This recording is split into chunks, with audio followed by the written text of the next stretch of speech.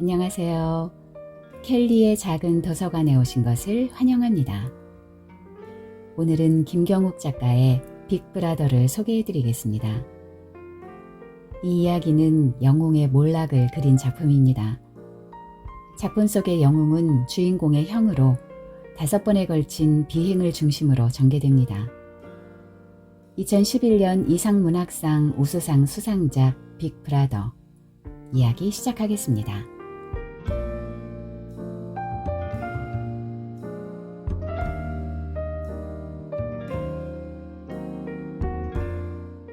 형이 맨 처음 하늘을 난 것은 내가 7살 때 일이다. 한때 벽돌공장 부지였던 공터에 서커스단이 들어왔다. 우라지게 크네. 형은 이새로 침을 찍 뱉으며 말했다.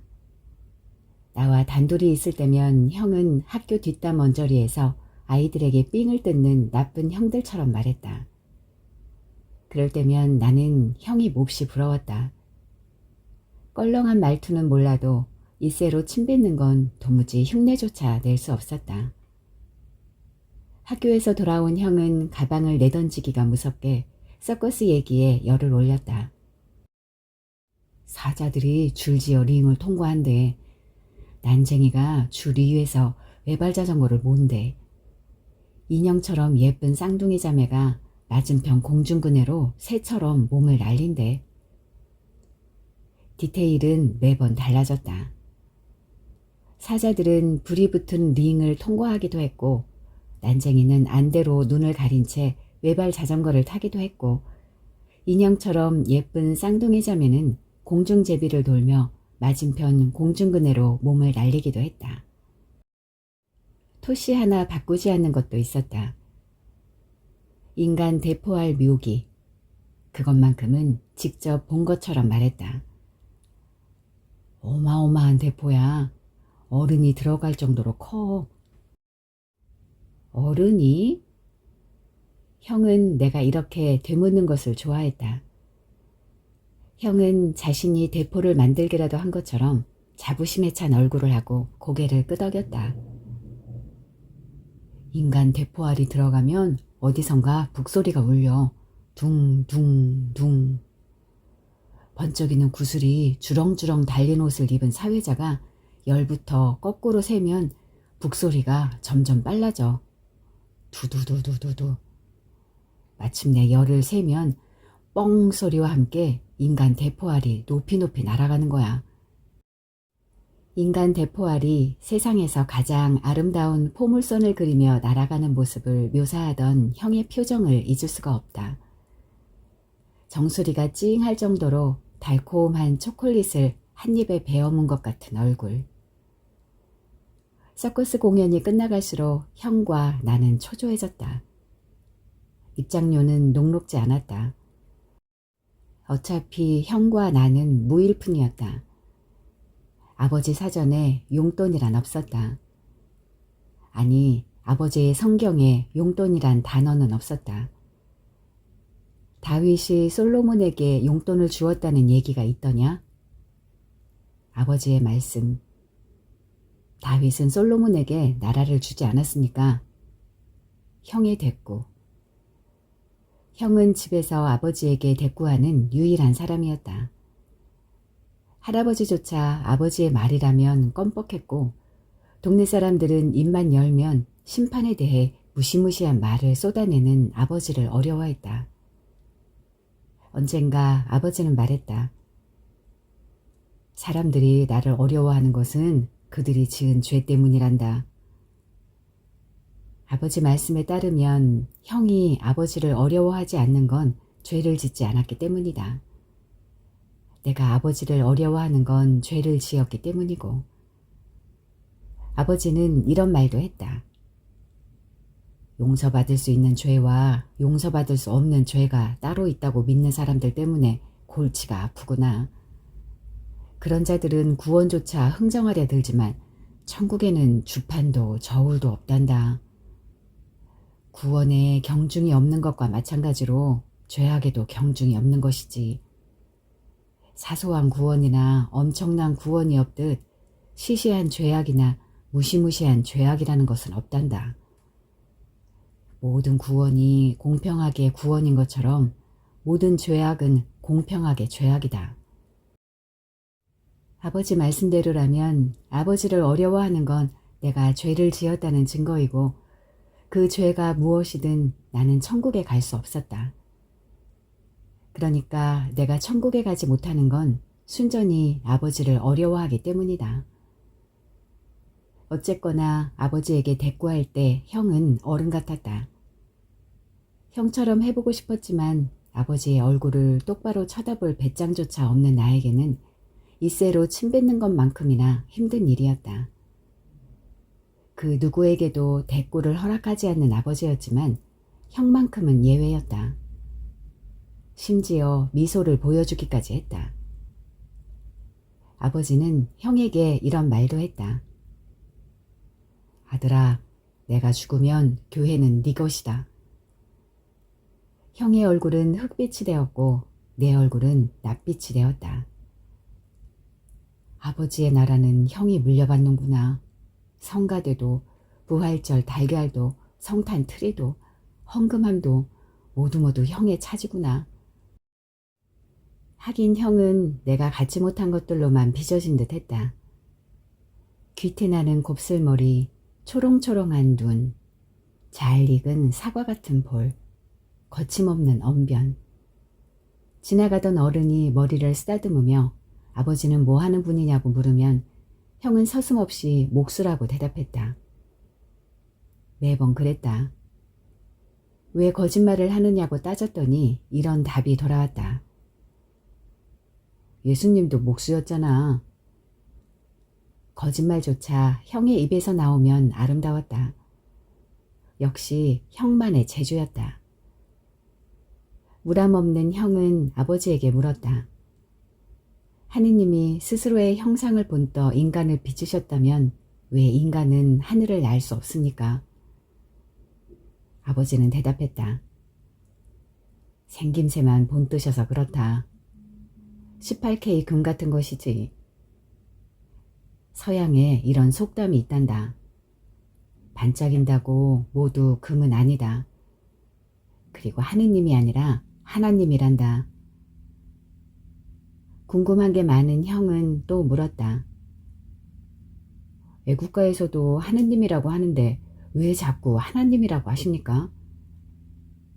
아버지는 금리빨을 반짝이며 대답했다. 단 하나뿐인 분이시니 하나님이란다. 형은 또 물었다. 그럼 아버지도 이 우주의 하나뿐이시니 하나님이시겠습니다. 아버지는 헛기침을 하더니 정색을 하며 말했다. 아들, 신성을 모독했으니 벌을 받아야겠다. 레위기를 2번 옮겨 적어라. 무엇 때문인지 아버지는 레위기만 베끼게 했다. 형은 스카치 테이프로 나란히 붙인 2자루의 연필로 레위기를 옮겨 적었다. 아버지는 서커스 얘기만 나오면 눈에 쌍심지를 켰다. 급기야 서커스탄을 사탄의 무리로 몰아붙였다. 주일 아침 예배 설교회서였다. 사탄의 종자들이 만든 공마단이 가증스런 눈속임과 천박한 볼거리로 호기심 많은 어린 양들을 현혹하고 있습니다. 한 줌도 안 되는 사탄의 어릿광대들이 갖은 흑마술로 온 동네를 타락시키고 있습니다. 아버지는 세상의 모든 고통을 짊어진 표정으로 죄악에 대해 핏대를 올렸다. 배꼽을 드러낸 채 웃음을 파는 처녀들, 피리 소리에 맞춰 망측하게 몸을 꼬는 뱀들, 지옥의 마왕처럼 불을 토하는 이방인들. 나는 점점 더 서커스가 보고 싶어 견딜 수가 없었다. 아버지는 요한계시록을 인용하며 설교를 마쳤다. 비겁한 자와 믿음이 없는 자와 흉측스러운 자와 살인자와 간음한 자와 마술쟁이와 우상 숭배자와 모든 거짓말쟁이들이 차지할 곳은 불과 유황이 타오르는 바다뿐입니다. 나는 움찔했지만 형은 눈 하나 깜짝하지 않았다. 형은 주머니에서 포켓판 국어사전을 꺼내 펼쳤다. 한 손에는 빨간 펜을 쥐고서 태연한 형을 보면서 서커스를 구경하게 되리라 나는 확신했다. 형이 원하면 뭐든 현실이 되곤 했으니까. 형의 몸속에는 강력한 자석이 있어서 상황을 언제나 유리한 쪽으로 돌려놓았으니까. 이번에는 형이 장애물을 어떻게 처리할지 궁금했다. 형과 나에게는 팔아먹을 장난감도 없었으니까. 장난감이라야 아버지가 나무를 깎아 만든 말이나 자동차가 고작이었다. 아이들이 탐내는 게 아주 없지는 않았다. 탁구대.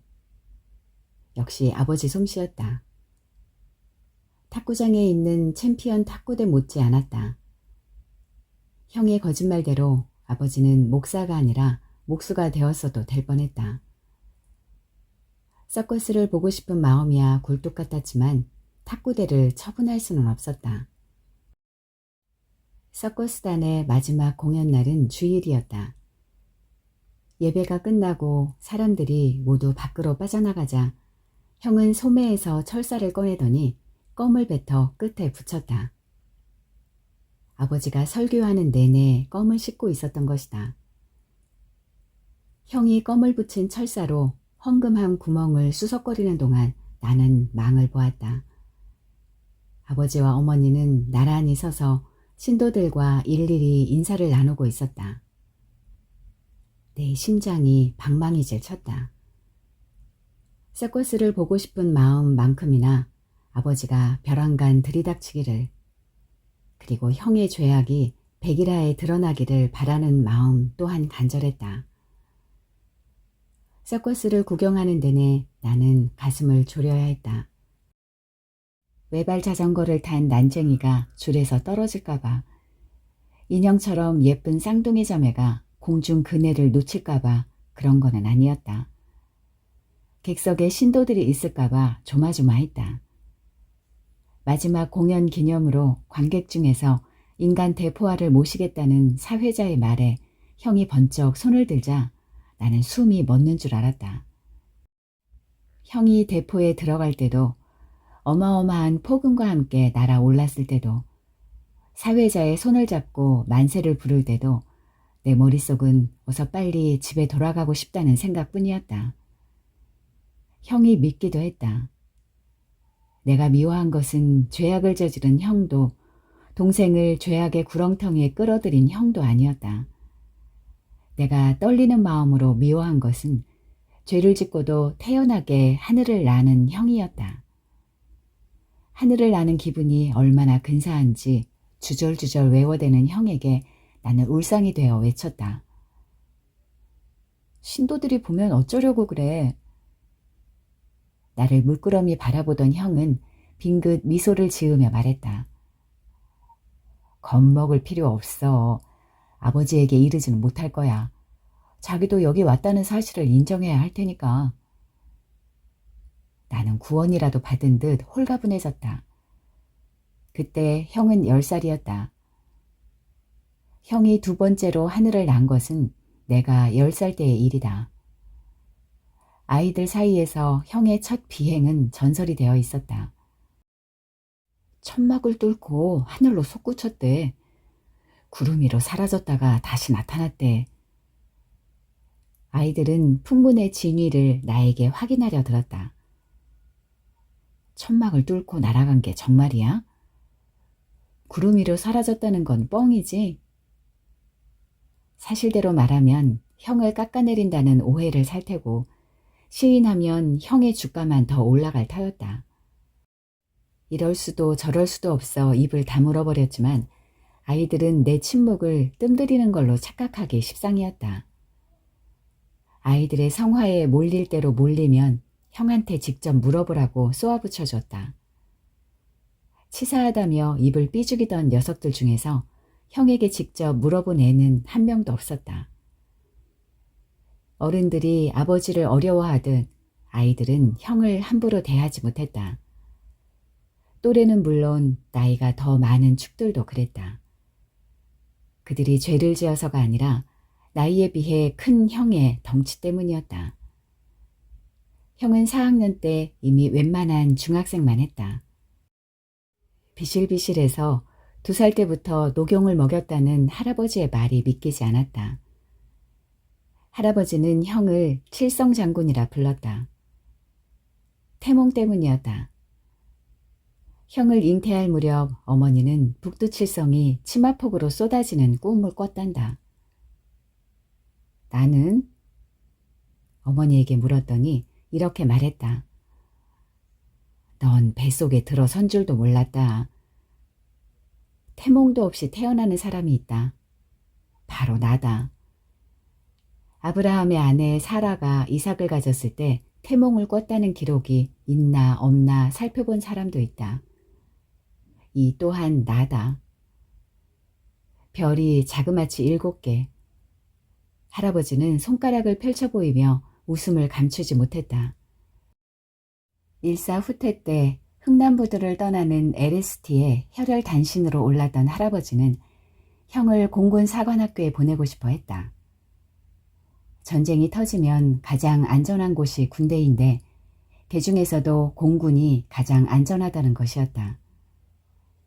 할아버지는 입버릇처럼 말했다. 종전이 아니라 휴전이야. 싸우다 잠깐 숨을 고르는 거라고. 이런 말도 했다. 30년을 쉬어도 100년을 쉬어도 휴전은 휴전이라고. 100만 년을 쉰다고 휴전이 저절로 종전이 되는 건 아니라고. 전쟁을 끝내는 것은 협상이 아니라 더 큰 전쟁이라고. 성경에도 나와 있듯 최후의 대전쟁만이 매춘의 역사만큼이나 오래된 전쟁의 연대기에 종지부를 찍을 수 있다고. 할아버지는 아버지도 공군 사관학교에 보내려고 했었지만 실패했다. 시력이 발목을 잡은 것이다. 대신 신학대에 보냈다. 목사를 만들기 위해서였다. 양키들과 친하면 전쟁통에도 무사할 수 있는데 민간인의 직업 중에서 양키들의 호감을 얻기에 그만한 게 없다는 믿음에서였다. 맨주먹으로 월남에서 고물상으로 남부럽지 않은 부를 일군 할아버지는 장래 목사를 위해 서울 변두리에 개척교회를 사들이기까지 했다. 아들을 위한 교회를 물색하던 할아버지는 용하다는 점쟁이를 찾아갔다. 점쟁이는 한자 성어를 적어주었다. 뽕나무밭이 변하여 푸른 바다가 된다는 뜻의 상전벽해. 할아버지는 뽕나무밭 언저리에 개척교회를 사들였다. 뽕나무밭이 아파트의 바다가 될 거라고는 꿈에도 모른 채. 그때 점쟁이가 써준 한자 성어는 가훈이 되어 거실 소파 맞은편 벽 액자에 담겨 있다. 액자를 바라볼 때마다 할아버지는 중얼거렸다. 세상은 어떻게 될지 알 수가 없어. 그래서였을까? 할아버지는 신도들의 신상 정보를 두툼한 노트에 꼼꼼히 기록했다. 어디로 튈지 모르는 세상의 손금을 꼼꼼히 그려놓는 것처럼. 초등학교 입학 선물로 나에게 몽블랑 만년필을 사주며 할아버지는 말했다. 이 만년필이 너에게 귀한 친구를 만들어줄 거다. 만년필을 가진 아이는 만년필을 가진 또 다른 아이를 알아보는 법이다.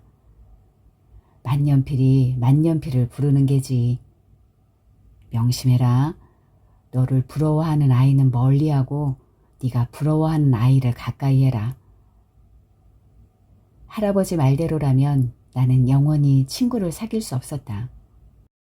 내가 부러워하는 아이는 형뿐이었으니까.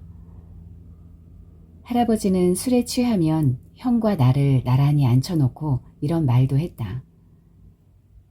부자가 천국에 가는 게 낙타가 바늘구멍을 통과하는 것보다 어려운 이유가 뭔 줄 아냐?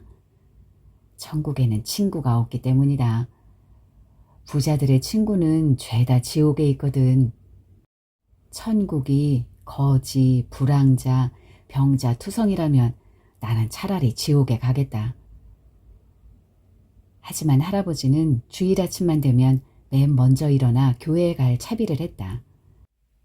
할아버지가 가장 좋아하는 성경 구절은 이랬다.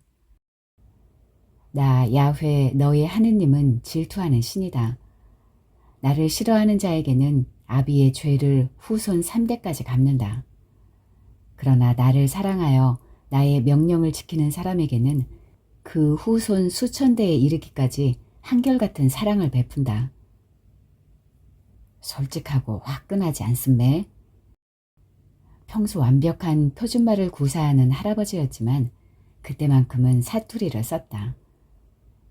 그러고는 형과 나에게 고향의 봄을 부르게 했다.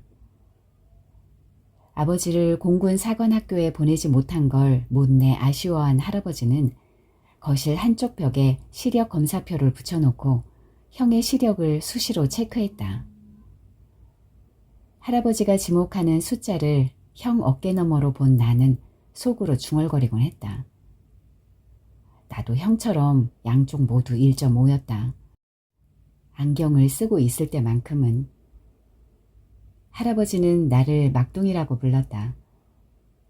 칠성 장군이 멋진 별명이라는 것을 아는 사람은 막둥이가 별명도 무엇도 아니라는 것을 모를 수 없다. 나는 집에서는 막둥이였고 교회에서는 목사님 둘째 아들이었다. 그리고 동네 아이들 사이에서는 하늘을 난 아이의 동생이었다. 동네 아이들은 나를 보면 껄렁한 목소리로 지붕거렸다. 어이, 목사 아들, 하느님은 안녕하시냐? 물론 교회에 나오지 않는 부류였다. 아이들의 놀림에 속상해하는 나에게 할아버지는 말했다. 믿음이 뭔지도 모르는 애들의 말에는 신경 쓰지 마라. 새된 소리로 하느님과 부처님이 싸우면 누가 이길지 내기를 거는 아이들 아니냐. 허황된 내기에 목숨을 거는 어리석음으로 자신보다 강한 자들에게 종생토록 복종하며 살아갈 영혼들이니 불쌍히 여기거라. 할아버지는 이런 말도 했다. 세상에는 사람 수만큼의 정의가 있어서 강한 자의 정의는 법이 되고 약한 자의 정의는 밥이 된다. 약한 자들은 자신의 정의를 밥과 바꾸기 때문이지. 숫기가 없어 남 앞에 나서는 것조차 꺼리던 내가 반장 선거에 출마한 것은 형 때문이었다. 초등학교 3학년 때였다. 형이 하는 것은 나도 할 수 있다는 걸 보여주고 싶었지만 뜻대로 되지는 않았다. 반장으로 뽑힌 애는 중국집 아들이었다. 반 아이들에게 짜장면을 공짜로 먹였다는 사실을 나만 모르고 있었다. 할아버지의 말은 대체로 옳았다. 맨정신에 표준어로 하는 말은 그랬다. 짜장면 한 그릇과 자신의 정의를 바꾼 아이들에게 지상의 천국은 교회가 아니라 중국집이었다. 교회보다 중국집이 더 많던 시절이었다. 이제는 교회의 수가 중국집 수의 갑절이다. 배가 고픈 자들보다 마음이 고픈 자들이 많아진 것이다. 상전벽해.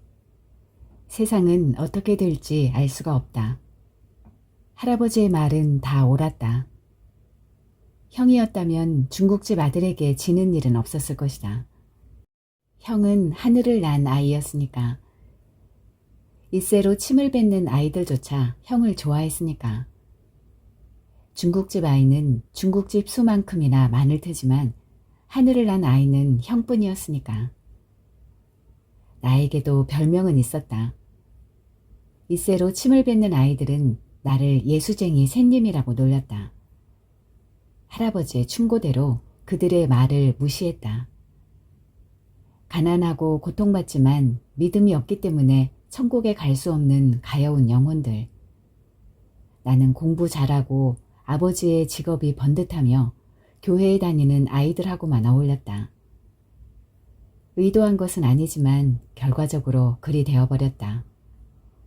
어차피 나를 예수쟁이 샌님이라고 부르는 아이들은 형에게 꼬박꼬박 존댓말을 쓰는 나를 별종 취급했고 교회에 다니면서 아버지의 직업이 번듯하고 공부 잘하는 아이들과 있을 때 나는 마음이 편했다. 하지만 형은 달랐다.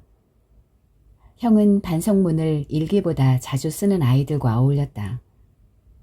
교실 의자에 앉아있느니 차라리 학교 담장 위를 걷는 게 낫다고 떠드는 아이들. 종아리나 손바닥에 매자국 가실 날이 없는 아이들. 선생님의 면담 요청에 부모가 먹고 살기 바빠서 할머니나 이모가 대신 오는 아이들. 상스럽고 거칠고 제멋대로인 아이들. 물론 교회에 다니면서 아버지의 직업이 번듯하고 공부 잘하는 아이들도 형의 친구였다. 형은 모두와 잘 지냈다. 하늘을 난 아이와는 누구나 친해지고 싶어 했으니까. 형이 두 번째로 하늘을 난 것은 동네 조무래기들 때문이었다. 누가 멀리 오줌을 갈기나 내기를 거는 아이들. 할아버지가 얘기하지 않았던가. 허황된 내기에 목숨을 거는 어리석음으로 자신보다 강한 자들에게 종생토록 복종하며 살아갈 가여운 영혼들이 있다고. 동네마다 그런 애들은 있게 마련이다. 우리 동네도 예외는 아니었다. 그런 애들은 엉터리 내기에 진짜로 목숨을 걸기도 한다. 2층 높이의 축대 위에서 빨간 보자기를 두르거나 스파이더맨 가면을 쓴 채. 스파이더맨이 더 세. 헛소리. 슈퍼맨이 더 세. 슈퍼맨은 하늘을 날잖아. 저 형도 하늘을 날아서 대장 먹은 거야. 네가 봤어? 저 형이 하늘을 나는 걸 직접 봤냐고. 빨간 보자기를 두른 아이는 꿀먹은 벙어리가 되었다. 쏟아지는 비웃음. 울음을 터뜨릴 듯 코끝이 빨개진 아이. 정말이죠? 뜬금없이 형에게로 향하는 화살. 팽팽해진 공기. 살얼음의 침묵 아래서 들끓는 흥분. 형에게 직접 묻는 건 처음이었다. 형은 전설이었으니까. 전설은 다른 사람의 입을 통해서만 얘기되니까. 진리를 의심받는 이야기에 전설이라는 면류관을 씌울 수는 없으니까. 현실로 끌려 나온 전설. 형의 얼굴이 돌이라도 씹은 것처럼 굳어졌다. 형의 명예는 축대 끝으로 몰렸다. 아이들의 눈빛은 집단이 부추기는 익명의 잔인함으로 번들거렸다. 두려움을 감추기 위한 잔인함. 형의 시선이 축대 밑으로 향했다. 맙소사. 형은 정말 뛰어내릴 작정이었다. 내가 나섰다면, 두 눈으로 똑똑히 봤다고 증언했다면 아이들이 물러섰을까? 아이들은 이제 숨죽인 채 기대에 찬 눈빛으로 형을 주시하고 있었다. 자신들의 어리석음과 두려움과 죄악을 사해줄 존재를 갈망하면서.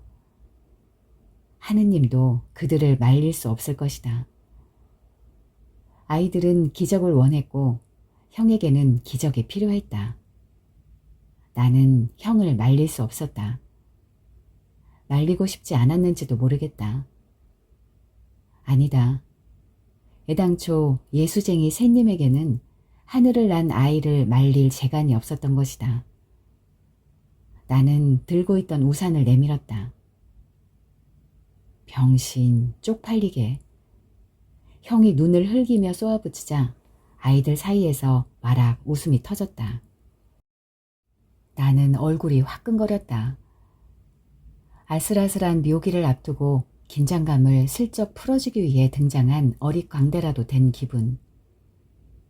형은 우산 대신 빨간 보자기를 택했다. 역시 형은 천재였다. 형은 축대 끝에 발을 모으고 양팔을 벌렸다. 경건한 침묵이 거대한 담요처럼 하늘에서 내려와 모두의 머리를 덮었다. 그 순간 형이 하늘을 날 수 있을지도 모른다는 망상에 사로잡힌 것은 무엇 때문이었을까? 돌연 숙연해진 분위기 때문에? 의외로 담담한 형 때문에? 이도저도 아니라면 형의 등에 매달린 빨간 보자기 때문에. 어쨌거나 형이라면 할 수 있을 것 같았다. 그러니까 형이라면. 형은 팔을 벌린 채 상체를 앞으로 기울였다. 빨간 보자기가 펄럭이는가 싶더니 형이 눈앞에서 사라졌다. 모두들 축대 끝으로 몰려갔다. 형은 비명조차 지르지 못했다. 기적의 반대말은 만유인력이다. 형은 머리를 7반을 꿰매야 했다. 7반을. 밤하늘을 밝히던 북두칠성은 형의 머리 가죽에 흉터로 내려앉았다. 형이 3번째 하늘을 나는 모습을 지켜보았을 때 나는 신학 대학생이었다. 아버지가 그랬듯 시력이 나빠 공군사관학교는 엄두도 못 냈다. 할아버지에게는 미안한 일이지만 애당초 나는 파일럿에 도통 흥미가 없었다. 신학대에 진학한 것은 아버지의 교회를 물려받기 위해서였다. 내가 죽으면 네 것이라고 아버지가 형에게 입버릇처럼 말하던 바로 그 교회 말이다. 언제부턴가 아버지는 그 말을 입 밖에 내지 않았다. 형의 성적표가 날아오는 날이면 집안의 공기가 돌덩이를 매단 것처럼 무거워지면서부터였을 것이다. 초등학교 때는 그럭저럭 중위권을 유지하던 형의 성적이 중학교에 진학한 뒤부터는 바닥으로 떨어졌다. 아버지의 새벽 기도도 어머니가 붙여준 비밀 과외도 할아버지가 지어온 한약도 추락하는 형의 성적에 제동을 걸지는 못했다. 책상 앞에 앉으면 형은 꾸벅꾸벅 졸았다. 예배 중에도 졸았고 텔레비전을 보다가도 졸았고 화장실에서도 졸았다. 정신이 말똥말똥할 때는 식탁 앞에 앉을 때뿐이었다. 할아버지는 너무 어렸을 때 녹용을 먹인 탓이라고 자책했고 아버지는 영혼에 마귀가 들러붙었기 때문이라 했고 어머니는 모유를 먹이지 못한 탓이라며 가슴을 쳤지만 내 생각은 달랐다. 과학 시간에 배운 자유낙하의 법칙에 의하면 낙하 속도는 무게와 상관없지만 공기 저항이 개입되면 얘기는 달라진다. 같은 크기의 고무공과 쇠공이 떨어지는 속도는 같다. 그러나 무게가 같은 멀쩡한 종이와 구겨진 종이의 낙하 속도는 다르다. 구겨진 종이가 더 빨리 떨어진다. 공기 저항을 덜 받기 때문이다. 형은 내가 건넨 우산을 사양하지 말았어야 했다. 그랬다면 2~3바늘쯤은 덜 꿰맸을 테고 시도 때도 없이 졸게 되진 않았을 것이다. 물론 나만 아는 이야기다. 이 사실을 알면 모두 나를 원망할 테니까. 형 대신 내가 뛰어내렸어야 한다고 한탄하지 않으리라 누가 장담하겠는가. 형이 고등학교 입시에도 낙방해 실업계 고등학교에 가게 되자 집안의 기대는 고스란히 내 몫이 되었다. 아버지는 더 이상 형을 위해 기도하지 않았고 어머니는 모유 타령을 그만두었다. 심지어 아버지와 어머니는 주일 아침 예배에도 형을 데리고 가지 않았다. 늘어지게 늦잠을 자는 형을 일부러 깨우지 않았던 것이다. 하지만 할아버지는 형에 대한 기대를 참아 버리지 못했다. 아버지와 어머니에게 아들은 둘이었지만 할아버지에게 칠성장군은 하나뿐이었다. 할아버지는 만취한 날이면 형을 저만치 세워두고 시력 검사표를 짚곤 했다. 언젠가 형은 전과 같은 시력을 보여줘 할아버지를 깜짝 놀라게 했다. 할아버지가 방에 들어가자 형은 씩 웃으며 말했다. 술 취하면 만날 같은 데만 짚으신다. 그때만큼은 예전의 형으로 돌아온 듯 했다. 그리고 나서 형은 자장라면 3봉지를 한꺼번에 삶아 먹었다. 어머니가 내 태몽을 꾸지 않은 이유를 알 것도 같았다. 나는 옷을 물려받듯 형의 태몽을 물려받을 운명이었던 것이다.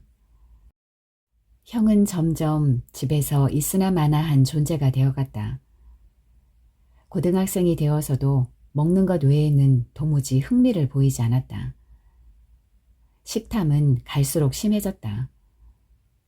먹고 또 먹고, 다음 날에도 먹고 또 먹고, 그 다음 날에도 먹고 또 먹고, 뭔가를 우물거리지 않을 때는 똥을 누거나 잠을 잘 때뿐이었다. 형은 희박해진 자신의 존재감을 덩치로 만회하려는 것처럼 무지막지하게 먹어댔지만 덩치가 커질수록 형의 존재감은 더 희박해졌다. 형이 고등학교 2학년 때였다. 나는 잠을 자다 부스럭거리는 소리에 눈을 떴다. 아직 한밤중이었다. 어둠에 눈이 익자 방 저쪽에 시커먼 덩어리가 꼼지락거리는 게 보였다. 형이었다. 형은 방구석에 웅크리고 앉아 배낭을 꼭 끌어안은 채 소풍을 위해 준비한 과자를 먹어 치우고 있었다. 그새를 못 참고 말이다. 방바닥에는 과자 껍질이 수북했다.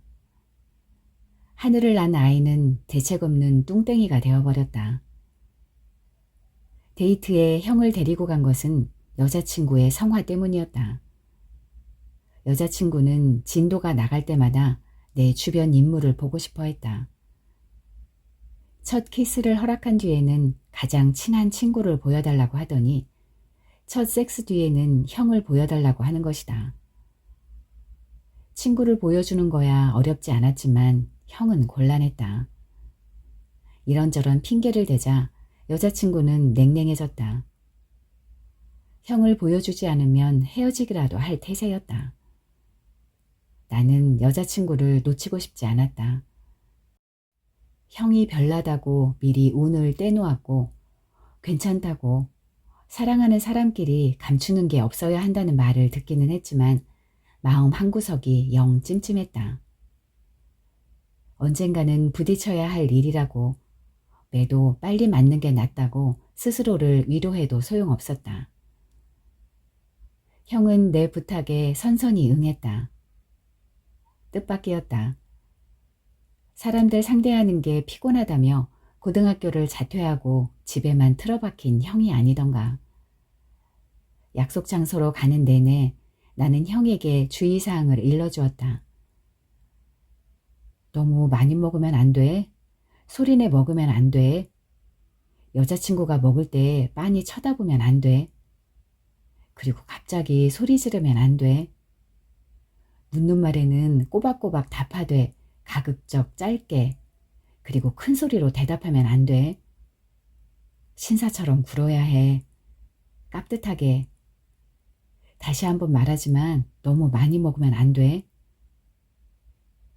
형은 수시로 발길을 멈추고 어리둥절한 표정으로 어딘가를 바라볼 뿐 내 말은 듣는 둥 마는 둥 했다. 마찬가지로 형이 무엇을 바라보는지 무엇을 신기해하는지는 내 관심 밖이었다. 내 머릿속은 이 난처한 이벤트를 어떻게 하면 무사히 마칠 수 있을까 하는 생각뿐이었다. 나는 무리에서 떨어져 나온 소를 단속하듯 형을 약속 장소로 몰아갔다. 문학소녀이자 국문학도였던 어머니는 소설책을 손에서 놓는 법이 없었다. 어머니는 19세기 소설만 읽었다. 살아있는 작가는 진짜 작가가 아니라면서. 그 말의 진위를 깨닫게 된 것은 신문에 난 책 광고 때문이었다. 장편 공모에 당선된 소설 광고였다. 대학생이 된 두 자녀를 둔 여성이 쓴 소설이었다. 작가의 프로필을 일별하던 내 눈이 커졌다. 어머니와 같은 대학교 같은 과예요. 한 번도 지갑을 여는 일이 없던 애다. 어머니는 십자수를 놓으며 말했다. 성모 마리아가 아기 예수를 안고 있는 그림. 어머니의 험담은 처음이었다. 어머니가 죽은 작가의 소설만 읽는 이유를 알 것 같았다. 내가 19세기 소설을 읽는 이유는 달랐다. 나는 여자친구를 만나러 가기 전에만 읽었다. 취미는 성욕을 다스리고 고양된 감정을 유지할 수 있었으니까.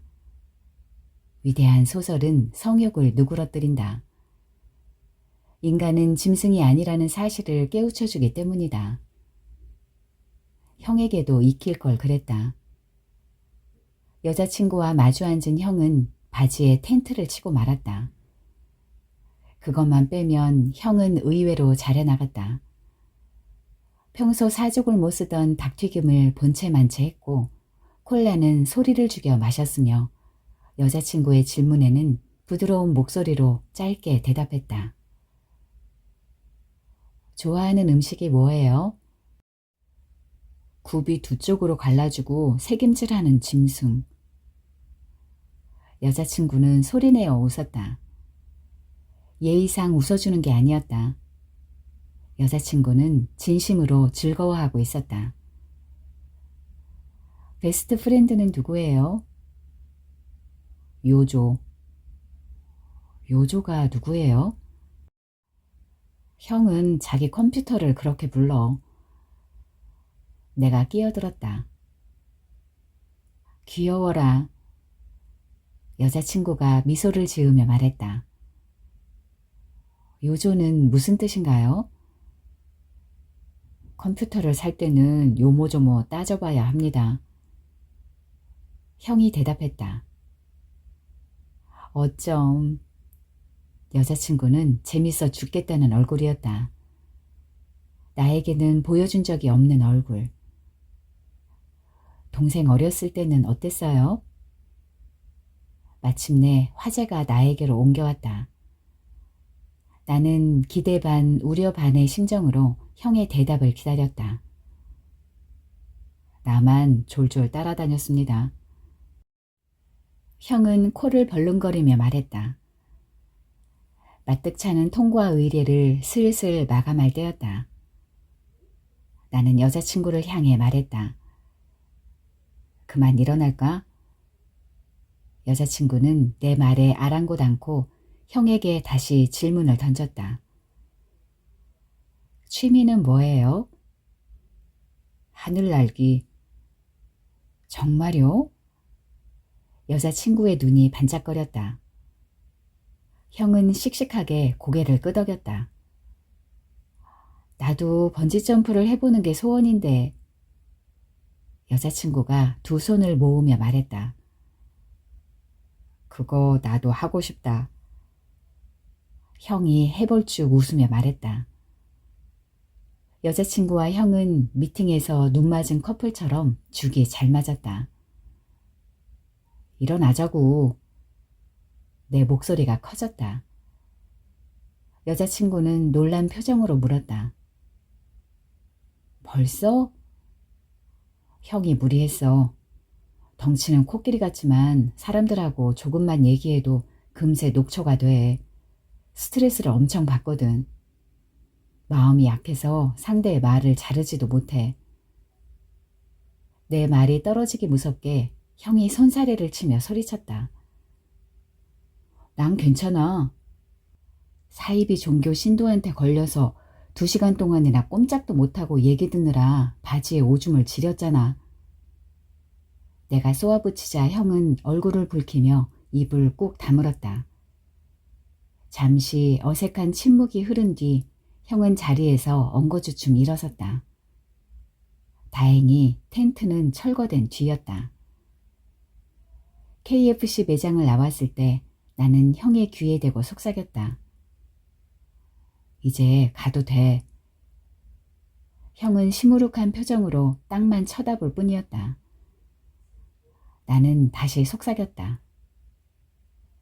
약속했잖아. 신사답게 굴기로. 나는 도움을 청하는 눈빛으로 여자친구를 바라보았지만 그녀는 내 기대를 저버렸다. 여자친구는 형의 팔짱을 끼며 짐짓 쾌활한 목소리로 말했다.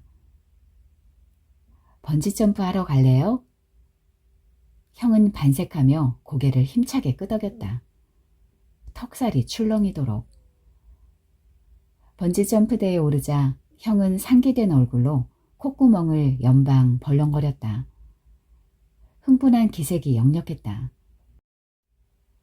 누가 먼저 뛰어내릴 겁니까?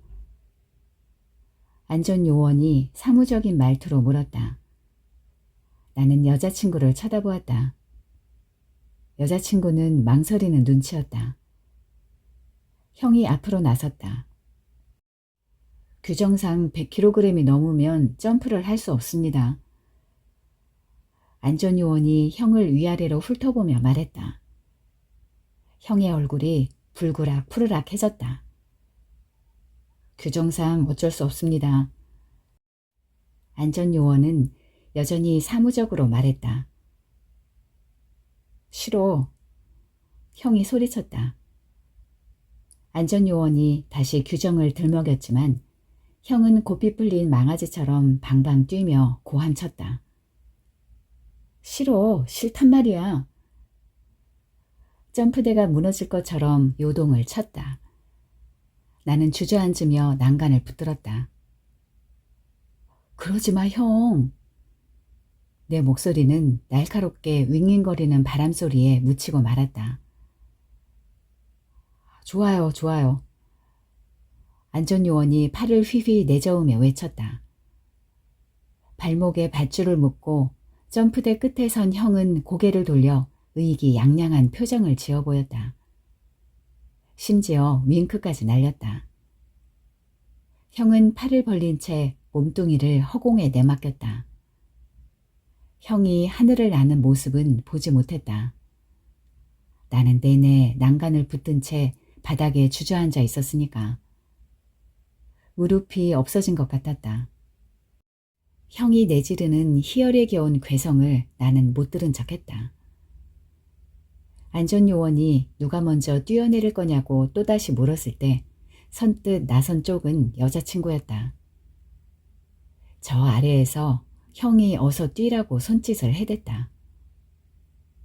괜찮겠어? 내가 물었지만 여자친구는 뒤도 돌아보지 않았다. 나는 엉금엉금 기다시피 점프대에서 내려왔다. 그날 이후 여자친구는 내 전화를 받지 않았다. 집 앞으로 찾아간 나에게 여자친구는 일그러진 얼굴로 말했다. 아무래도 안 되겠어. 그녀는 내 첫 여자였다. 나는 가끔 그녀를 떠올릴 때마다 자문한다. 그때 점프대에서 뛰어내렸다면 그녀에게 차이지 않았을까? 형처럼 뛰어내렸다만 말이다. 형의 베스트 프렌드 요조는 요조 숙녀에서 따온 게 분명하다. 형은 요조를 보며 딸딸이도 쳤을 것이다. 요조는 형의 첫 여자인 셈이다. 컴퓨터를 살 때는 요모조모 따져봐야 한다고? 정말이지 형의 너스레는 아무도 못 말린다. 나는 죽었다 깨어나도 따라가지 못할 것이다. 축대에서 뛰어내려 머리를 7바늘쯤 꿰매면 모를까. 여자친구가 형을 보고 싶다고 했을 때 내키지 않았던 이유는 따로 있었는지도 모른다. 형을 여자친구에게 보여주기 싫었던 게 아니라 여자친구를 형에게 보여주기 싫었던 게 아닐까? 하늘을 나는 데다 유머도 만점인 형에게 말이다. 형이 4번째로 하늘을 난 것은 아버지가 땅에 묻히던 날의 일이다. 아버지는 폐암으로 돌아가셨다. 할아버지도 폐암이었다. 골초였던 할아버지는 담배를 입에도 대지 않았던 아버지보다 20년이나 더 살았다. 할아버지는 암 진단을 받고도 1년을 의연하게 버텼지만 마지막 몇 주는 정신이 오락가락했다. 내가 손을 잡을 때마다 형의 이름을 불렀고 동생을 잘 돌봐야 한다는 말만 되풀이했다. 숨을 거두기 직전에는 이렇게 말했다. 땅굴을 조심해라. 할아버지의 금고에는 금부치가 수두룩했다. 금괴, 금송아지, 금두꺼비, 금열쇠, 금반지, 금팔찌, 금시계 등등. 할아버지가 금고에 차곡차곡 쟁여둔 것은 전쟁에 대한 공포였다. 아버지는 암 진단을 받은 지 열흘 만에 돌아가셨다. 아버지의 책상 서랍에는 우황청심환이 가득했다. 아버지는 주일 아침에 설교 준비를 위해 수시로 서재에 틀어박혀 있곤 했다. 아버지에게는 무대 공포증이 있었던 게 틀림없다. 나는 아버지의 우황청심환을 한 개도 빠짐없이 챙겼다. 나에게도 무대 공포증이 있다. 정확히 말하자면 고소공포증이다. 나는 다른 사람들보다 한 치만 더 높은 곳에 있어도 무릎이 후들거린다. 형과 번지점프대에 올라간 뒤부터였을 것이다. 내가 물려받게 될 교회 연단의 높이는 20cm다. 20cm. 무시무시한 높이다. 우황청심환이 필요한 높이. 교회에서 치러진 아버지의 장례식에 형은 나타나지 않았다. 목수가 되겠다며 집을 나가 연락이 끊긴 지 5년째였다. 기별이 닿지 않은 형이 나타날 리 만무했지만 어머니는 출입문 쪽을 연방 흘금거렸다. 아버지의 시신은 할아버지가 생전에 조성한 용인의 선산으로 옮겨졌다. 형이 모습을 드러낸 것은 구덩이에 안치한 아버지의 관 위에 흙을 뿌리고 있을 때였다. 조문객 사이에서 하는 탄성이 터져나오는가 싶더니 성가대의 찬송가도 뚝 끊겼다. 나는 삽질을 중단하고 조문객 쪽을 쳐다보았다. 조문객들은 모두 손차양을 만든 채 아래쪽을 내려다보고 있었다. 검은 물체가 빠른 속도로 다가오고 있었다. 쨍쨍한 가을 햇살이 눈을 콕콕 쪼아댔다. 손으로 햇살을 가리자 검은 물체가 온전히 정체를 드러냈다. 검은 양복의 솔기가 금방이라도 뜯겨나갈 것만 같은 거구 형이었다. 형은 그새 더 거대해졌다. 갑자기 세상이 비좁아진 느낌이었다. 형은 성난 코끼리처럼 달려왔다. 한 손을 번쩍 치켜든 채 마치 세상을 멈춰버릴 것 같은 기세였다. 연인을 잃었을 때 슈퍼맨이 그랬던 것처럼. 형의 출렁이는 턱살이 손에 잡힐 듯 선명해지던 순간이었다.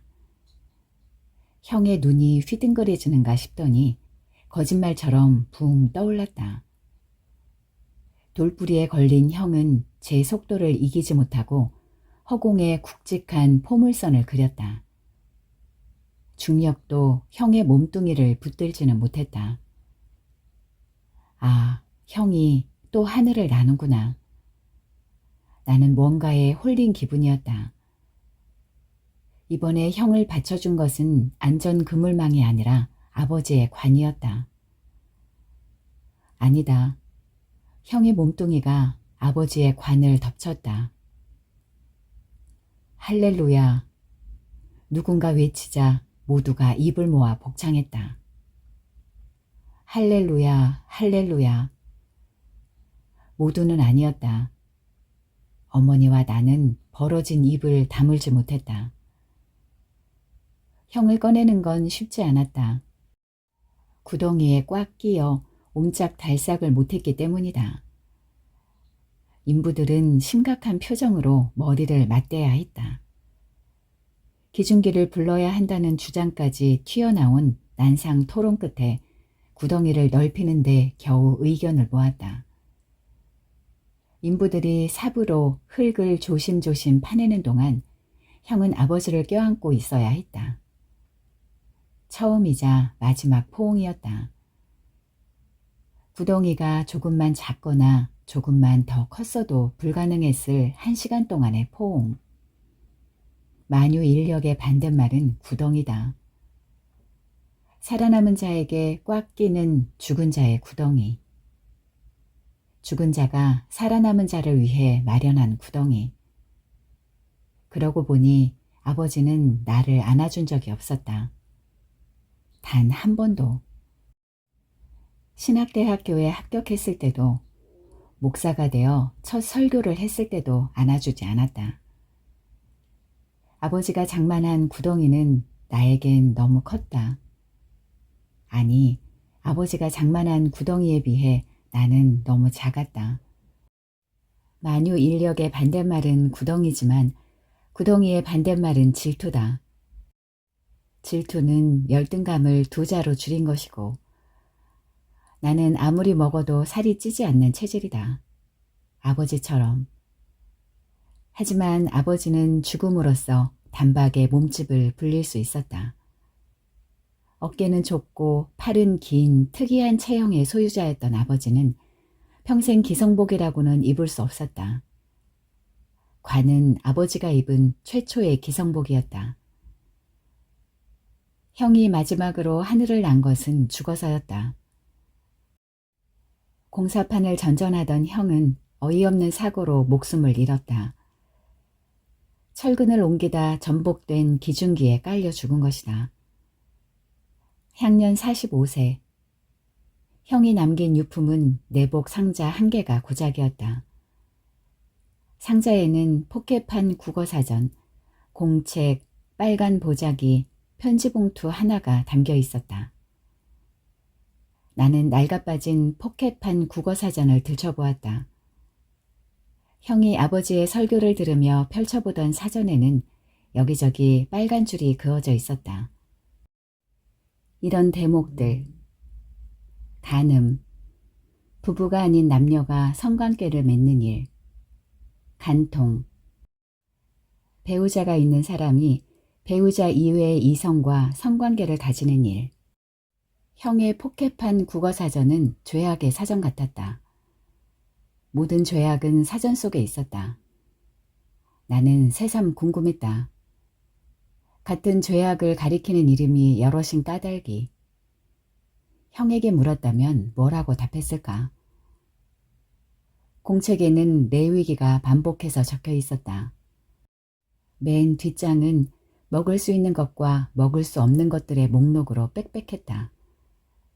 먹을 수 있는 것, 굽이 두 쪽으로 갈라지고 새김질하는 짐승, 지느러미와 비늘이 있는 생선, 네 발로 걸으며 날개가 돋친 곤충 가운데 발뿐 아니라 다리도 있어서 땅에서 뛰어오를 수 있는 것들, 메뚜기, 방앗개비, 귀뚜라미, 먹을 수 없는 것, 낙타, 토끼, 돼지, 지느러미와 비늘이 없는 생선, 독수리, 까마귀, 타조, 올빼미, 갈매기, 매, 부엉이, 따오기, 백조, 펠리컨, 고니, 오디새, 박쥐, 네 발로 걸으며 날개가 돋친 곤충, 발바닥으로 걸어다니는 동물, 땅을 기어다니는 길짐승 중 두더쥐, 쥐, 육지악어, 도마뱀, 카멜레온, 부정한 것들. 레위기 11장이었다. 레위기가 아니었다면 형의 몸은 2배로 불었을 것이다. 편지봉투에서 나온 것은 형이 축대에서 뛰어내리던 무렵 최고의 인기를 구가하던 여배우의 수영복 사진과 유서였다. 유서는 형이 초등학교 4학년 때 갔던 극기 캠프에서 숙제로 쓴 것이었다. 저를 화장해 주십시오. 세상 가장 높은 곳에서 뿌려주십시오. 하늘을 오래오래 날 수 있도록. 할아버지, 아버지, 어머니, 부디 만소무강하십시오. 빨간 보자기에는 핏자국이 선명했다. 땅바닥으로 곤두박질 친 북두칠성이 흘린 핏자국. 나는 형의 시신을 화장했다. 포켓판 국어사전과 레위기만 적힌 공책과 왕년의 여배우 비키니 사진과 유서도 함께 태웠다. 빨간 보자기는 태우지 않고 유골함을 싸는 데 썼다. 나는 유골함을 들고 형이 빨간 보자기를 두른 채 뛰어내렸던 축대를 찾아갔다. 축대가 있던 자리에는 상가 건물이 들어서 있었다. 1층은 뼈다귀 해장국집이었고 맨 위층은 안마 시소소였다. 나는 옥상에 올라가 형을 뿌렸다. 때마침 분 바람 덕에 형은 멀리 날아갔다. 언젠가 형이 교회에 찾아온 적이 있었다. 그때 나는 설교 중이었다. 형은 엉뚱한 곳에 발을 들인 사람처럼 쭈뼛거리며 맨 뒷자리에 앉았다. 나는 죄악과 심판에 대해 무시무시한 말을 쏟아내고 있었다. 아버지가 그랬던 것처럼. 그래야 나이든 신도들조차 나를 우습게 여기지 못할 테니까. 아버지에게 그랬던 것처럼. 그들이 지은 죄악이 나를 어려워하게 할 테니 혹 무고한 자가 있다면 죄의식을 심어주어야 했다. 그날 내 설교의 주제는 원죄였다. 우리는 모두 태어나면서부터 죄인입니다. 더한 죄인도 덜한 죄인도 없이 똑같은 죄인입니다. 형이 눈에 들어온 순간부터였다. 나는 식은땀을 흘렸고 같은 말을 반복하거나 꼭 해야 할 말을 빠뜨렸다. 어쩌면 형이 미소를 지었을 때부터인지도 이 세상에 존재하기도 전에 저질렀다는 죄악을 되새기느라 파랗게 질린 얼굴들 뒤에서 홀로 씩 웃어 보였을 때부터인지도 모르겠다. 서커스 입장권을 구하기 위해 헌금함을 털 때, 인간 대포알이 된 것을 본 신도가 있더라도 아버지에게 일러 바치지 못할 거라고 말할 때, 할아버지는 술에 취하면 늘 같은 숫자만을 짚는다고 귀뜸할 때, 번지 점프대 끝에서 돌아볼 때 보여주었던 바로 그 미소. 내 두려움과 불안과 후회와 욕정과 질투를 꼭꼭 감춰둔 어둠을 어루만지는 것만 같던 서늘한 미소. 나는 더 이상 연단에 버티고 서 있을 수 없었다. 죄악과 심판과 구원에 대해 떠들 수도 없었다. 무릎이 날아간 듯 했다. 무릎이 없으면 죄악도 심판도 구원도 없으니.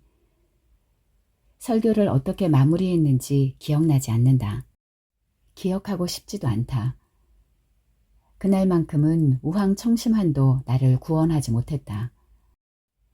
정신을 수습했을 때 형은 온데간데 없었다. 내가 본 형의 마지막 모습이었다.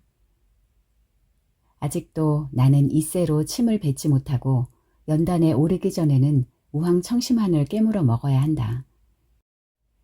그러니까 나는 문을 걸어 잠근 서재에 처박혀 설교 준비를 하다 신경이 곤두서면 잎새로 침 뱉는 연습을 하고 우황청심한의 힘을 빌려 연단에 오른다. 연단에 오르는 순간까지도 어떤 말로 사람들을 휘어잡을까 고민한다. 형이라면 어떻게 했을까?